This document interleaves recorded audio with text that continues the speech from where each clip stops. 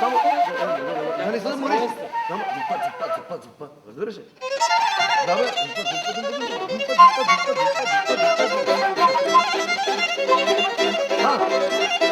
Да.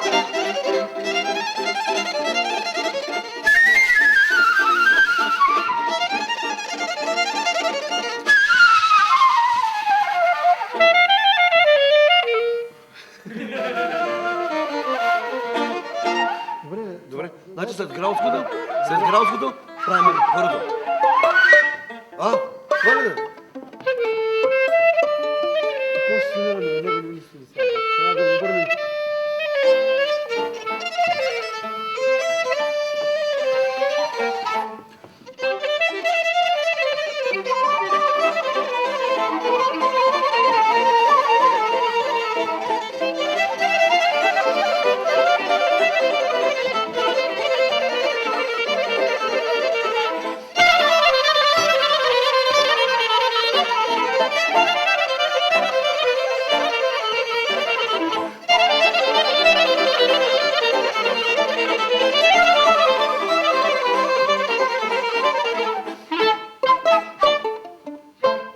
Лигато.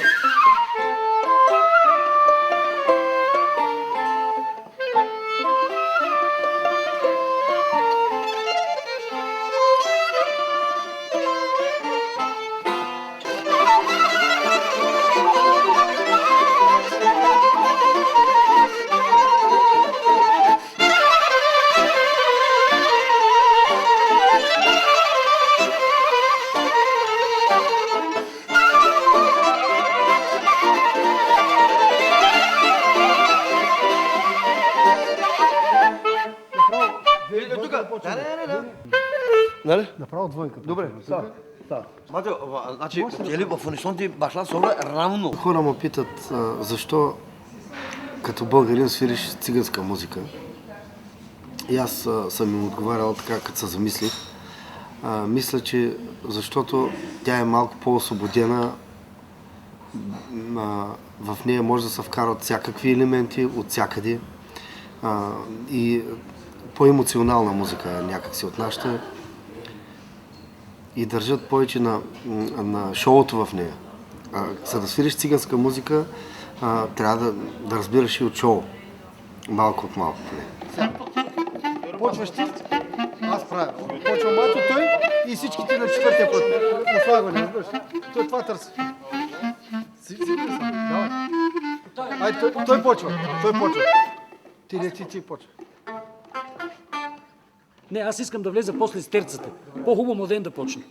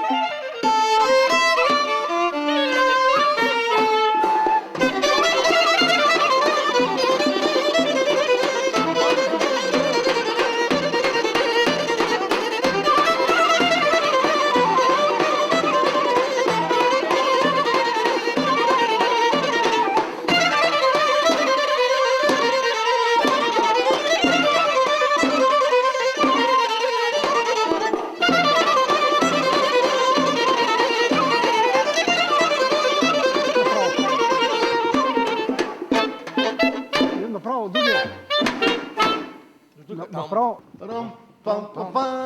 От тук тръгва да чакам. От тук без перкусия. Първият път ще го свирим ние, вие ще влезете във втория път.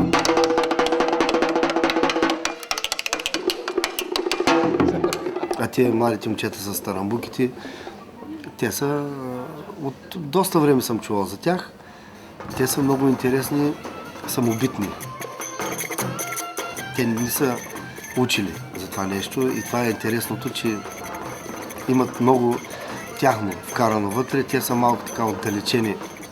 Те си живеят в един тяхен живот и чрез музиката всъщност се изразяват.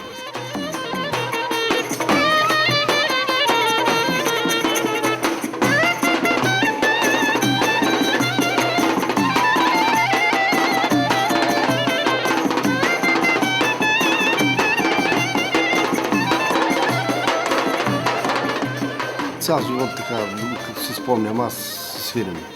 Къде на сватба, къде на някакъв концерт, постоянно някой навика и сме все едно, че сме свирили цял живот заедно. И с Матю, и с Младен.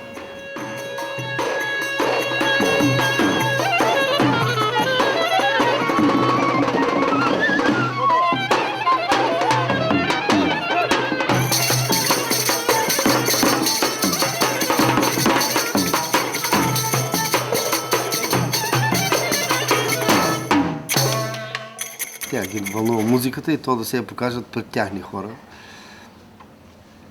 Харесаха ги много и те са също усещам, че направим от голямо удоволствие, че ги харесаха хората. Нали, все пак за един музикант най-важното е да каже някой браво на този човек. Много добре свири, страшно свири. Нали, това е най-голямото признание за един музикант по принцип в цял свят. Забелязал съм го. Може. Дай заедно. Извинявай, първи път няма. Дай втори път. Ре минор. Айде. Това е значи за първи път. Добре.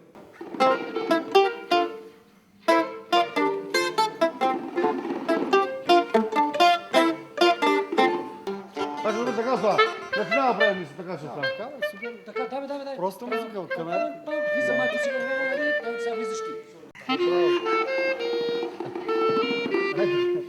Готови сме. Нова светлина, Машо.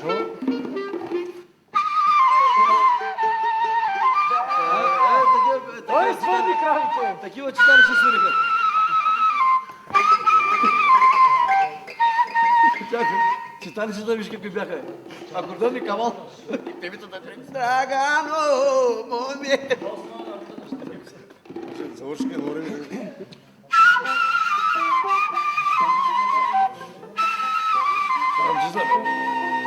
Рамджизла. Окей, да.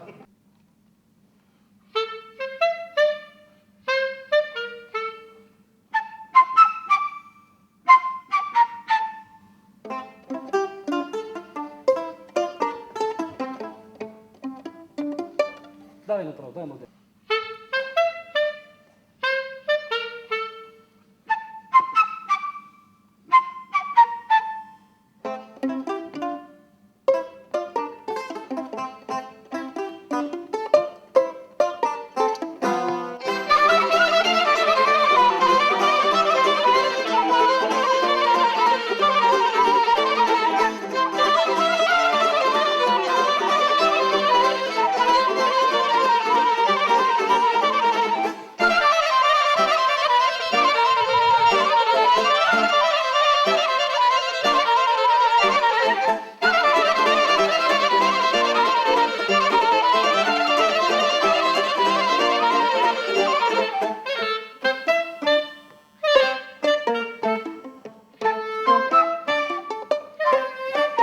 Нашата музика е най-хубава и мисля, че най-много ще се наложи тя. От всички балкански народи. Защото е най-разнообразна и всички ладови, дето ги има в балканската музика, нашата ги съдържа. И по-класическо звучение има, по-влиза в кантарите на световната музика, нашата.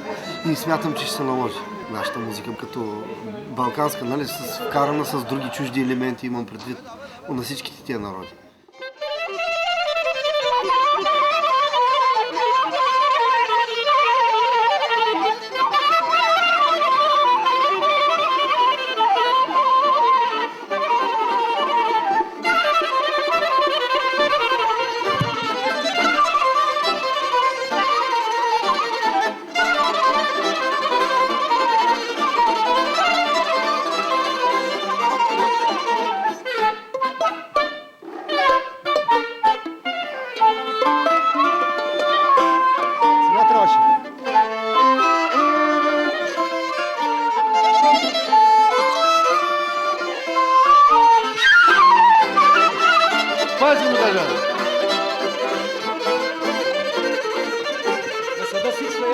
да влезе обикли. В момента музиката е смесица някаква. И българската музика прие цигански елементи, и турски елементи, и тия музики другите приеха български елементи.